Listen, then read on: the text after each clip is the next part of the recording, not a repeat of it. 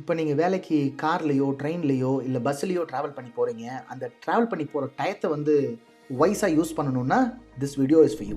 ஏன் அப்படி சொல்கிறேன்னா, புக்கு படிக்கிறதுங்கிறது வந்து ஒரு நல்ல பழக்கம். யாரை வேணாலும் எடுத்துக்கலாம், எந்த ஆண்டர்ப்ரனர் வேணாலும் எடுத்துக்கலாம்.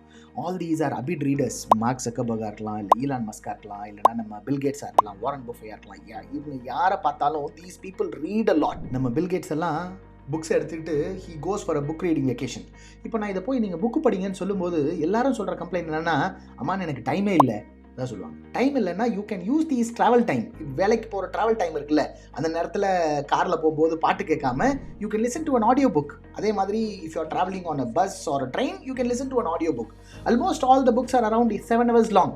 ஒரு நாளைக்கு ½ an hour கேட்டோம்னா 15 நாளில் ஒரு புக்கை கம்ப்ளீட் பண்ணிடலாம். So you can not give any excuse. Now tell me, what is the book you are going to pick up today? Leave that in the comment box. I will see you in the next video.